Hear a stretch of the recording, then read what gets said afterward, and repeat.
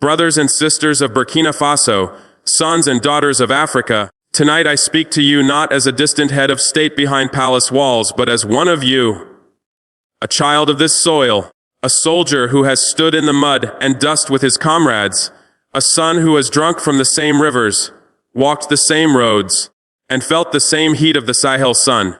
I speak with the full weight of the truth, because our people deserve to know what has been done in the shadows against them, and what we have done to defend their dignity. For months, forces beyond our borders have whispered, plotted, and paid hands to sow confusion in Ouagadougou, to divide our army, to bribe our officials, to seed lies in our press, and to set our citizens against one another. They have called this democracy. They have called it assistance. They have called it partnership. But in reality, it is nothing more than a regime change operation designed to reverse the independence we are building. I tell you tonight, before God, before our ancestors, before the spirits of all who fought for this land, that the plot against Burkina Faso has collapsed. It did not crumble because of luck. It did not vanish because its architects suddenly found their conscience. It fell apart because the power of a united, dignified people is stronger than any scheme conceived in secret. It collapsed like a termite-ridden house at the first rains. It collapsed because we refused to bow our heads, even as they tried to press us into the dust. They offered threats, we answered with courage. They offered bribes, we answered with integrity. They tried to frighten us with their size, their networks, their embassies, their sanctions, their media. But every time they raised their hand, our people raised their heads higher. It collapsed because ordinary Burkinabè men and women, the market women who carry firewood at dawn, the teachers who light the flame of knowledge, the soldiers who patrol the frontiers, the farmers who coax food from the earth, refused to betray their country for a handful of coins or hollow promises whispered in the dark corridors of foreign embassies. They stood as guardians at every door. When a bag of money was passed under a table, a hand pushed it back. When a whisper of fear moved through a village, a stronger voice answered, "We are not afraid." When a rumor appeared on a radio station, a neighbor replied with the truth. This is why the plot collapsed, because the heart of our people proved incorruptible. It collapsed because the African continent itself is stirring from a long sleep. From Dar to Dar es Salaam, from Niamey to Nairobi, our brothers and sisters are recognizing the same pattern, the same traps, the same cynical games. They are lifting their eyes, comparing notes, building solidarity, declaring that the era of regime change and economic subjugation is over. The architects of our humiliation can no longer hide behind development conferences and polite communiques. Their plans are exposed under the light of a new dawn. That light is not just Burkina Faso's light, it is Africa's light. And it grows stronger with each passing day. It collapsed finally because history has a law no army can repeal. When a people stand upright, rooted in their dignity, even the most powerful cannot force them to their knees. You can bribe an official, but you cannot bribe an awakened nation. You can topple a leader, but you cannot topple a conscience. You can occupy a territory, but you cannot occupy a spirit that has decided to be free. No arsenal of propaganda, no sum of money, no coalition of mercenaries can conquer a people whose hearts beat with one rhythm of freedom, and whose eyes see clearly the path ahead. This is not romantic talk. This is reality. Ask every empire that believed it could rule forever, and see how each one crumbled when faced with a people united in courage. This is why tonight I can look you in the eyes and say with confidence, their plot is finished. Their mercenaries are scattered, their bribes have been refused, their lies exposed, their plans in tatters. Not because of me alone, nor because of a handful of officers or ministers, but because of you, the ordinary citizens who chose country over comfort, dignity over fear, truth over lies. This is your victory. This is Africa's victory. This is the victory of the human spirit. And let all who still plan in the shadows take note. When you come against a people who stand upright, you are not confronting a single leader. You are confronting the unbreakable will of a nation. We have obtained evidence not from rumors, but from our own intelligence services, from brave officers and civil servants who risked their lives to expose secret channels of money, secret communications, and secret instructions.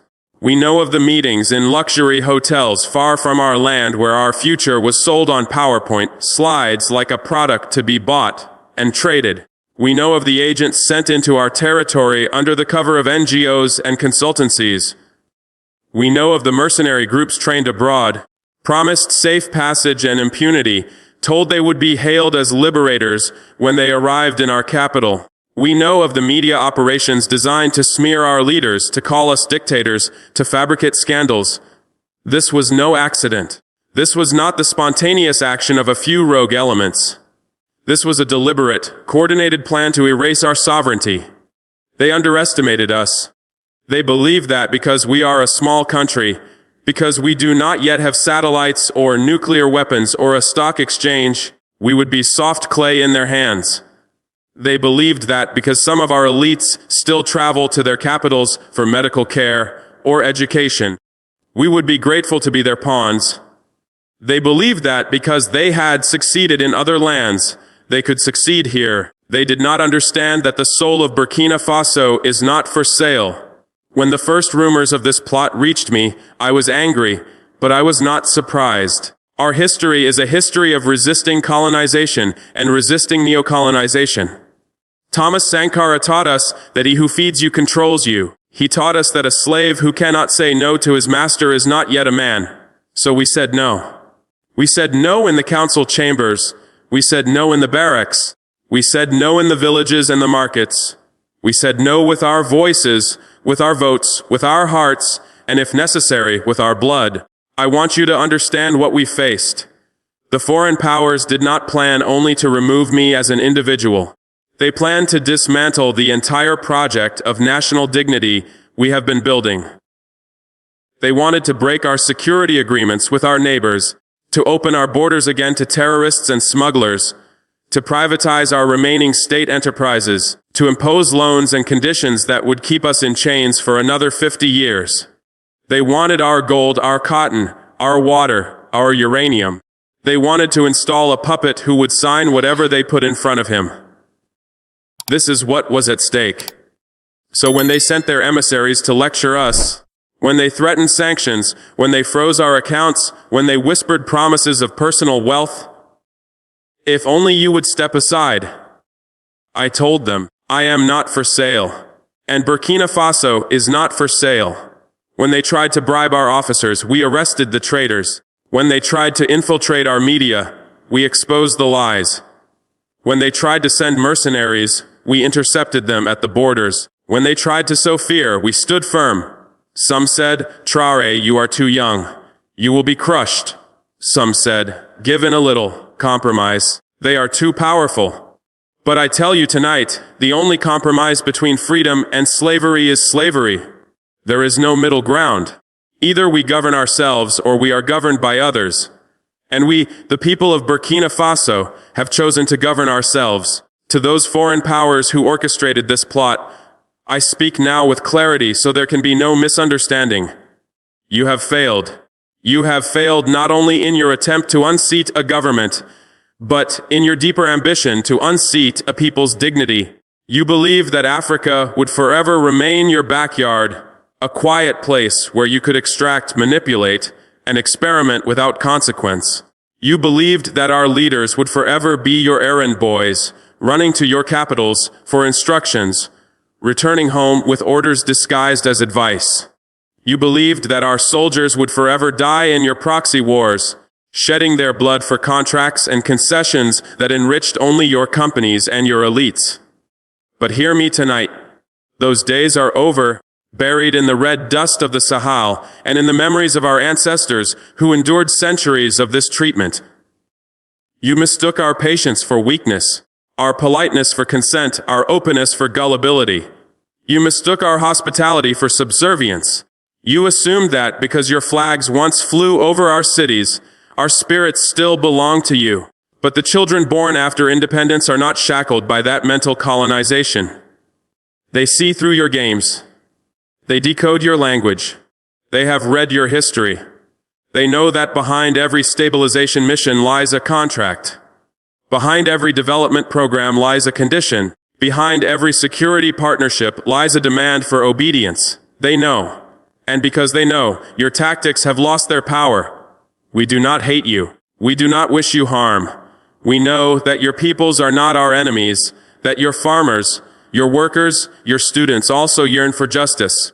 We know that the bonds of humanity are deeper than the chains of exploitation. But understanding this does not mean we will submit. It means only that we choose a higher road, the road of dignity without vengeance, of firmness without hatred. We extend our hands as equals, but we will not kneel. We open our doors as partners, but we will not be pawns. You have treated our continent like a chessboard, moving pieces at your whim, sacrificing pawns for your gambits, thinking 10 moves ahead in rooms full of maps and graphs while we bury our dead and count our losses. That game is finished. The board has been flipped. The pawns have stood up. The pieces have begun to move by their own will. If you still wish to engage, you must play a different game. One where there are no masters and no servants, only equals around a table, speaking openly and honestly about mutual benefit. Respect us as equals or leave us alone. This is not a slogan. It is a boundary. It is a declaration of adulthood by a continent long treated as a ward. It is the line between cooperation and domination, between friendship and manipulation. We are no longer the raw material for your industries, the testing ground for your ideologies, the silent partner in your ventures.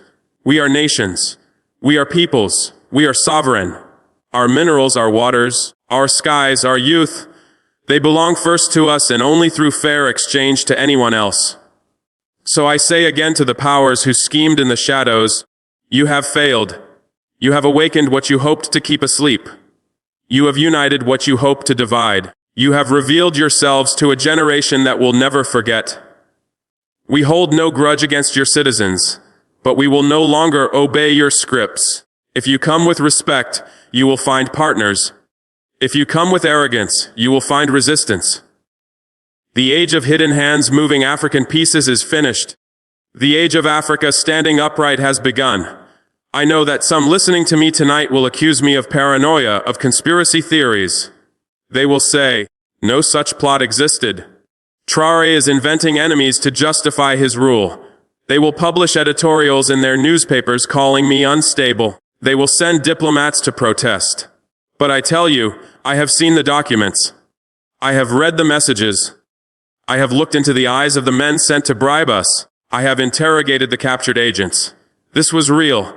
And because it was real, our resistance had to be real. And yet, I do not stand here only to denounce. I stand here to affirm. We affirm tonight that Burkina Faso belongs to its people. We affirm that our neighbors Mali and Niger share our destiny, and together we will chart a new course free of the dictates of foreign capitals. We affirm that our youth have the right to jobs, to education, to a future at home instead of drowning in the Mediterranean. We affirm that our soldiers have the right to fight for their own land, not for someone else's contracts.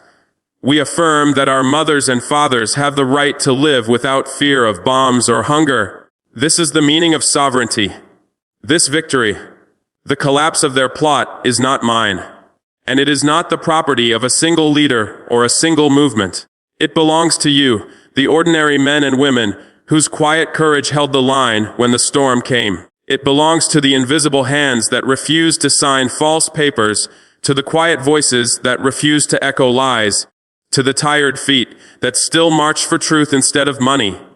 Without you, no speech of mine, no action of the government could have stopped the tide. With you, the tide turned. It is the victory of the market women who refused to be paid to riot, who closed their stalls for a day rather than lend their presence to a manufactured protest, who told the agents of chaos, "We sell vegetables, not our conscience." They are the backbone of our economy, and in that moment, they became the backbone of our democracy. It is their victory. It is the victory of the journalists who refuse to publish planted stories, who risk their jobs and sometimes their safety to check the facts, to expose the funding behind anonymous leaks, to look beyond a headline sent from abroad.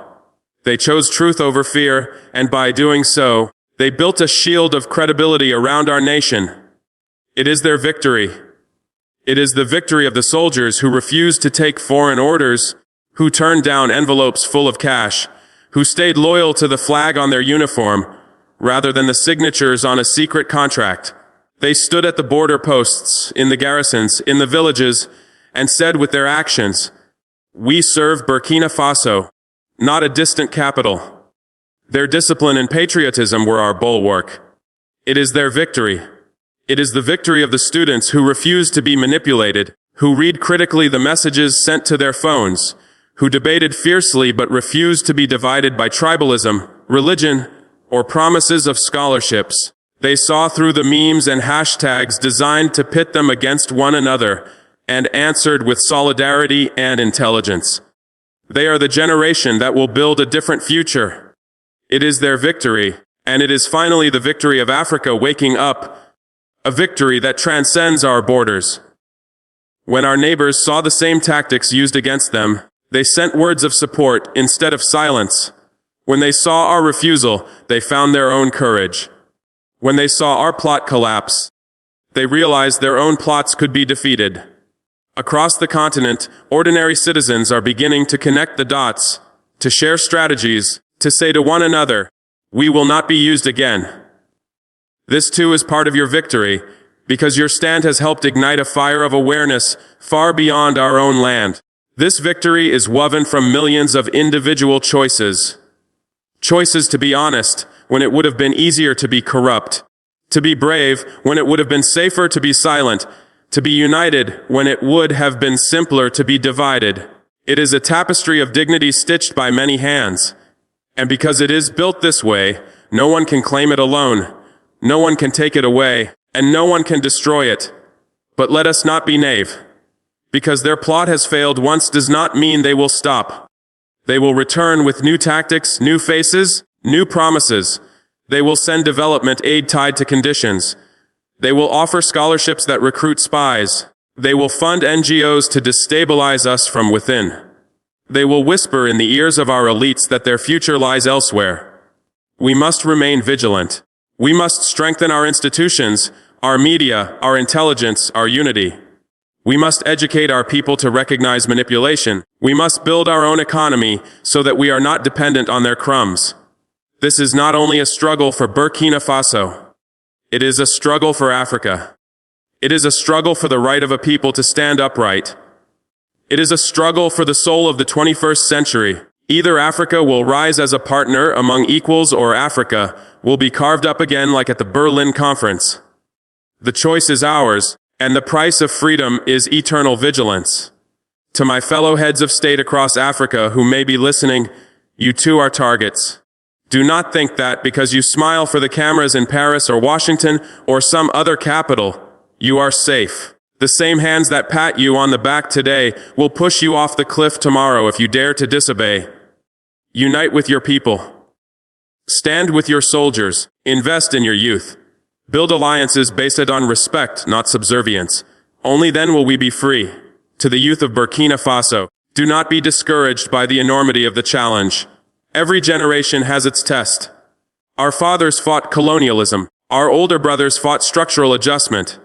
We are fighting neocolonial regime change. If we win, our children will live free.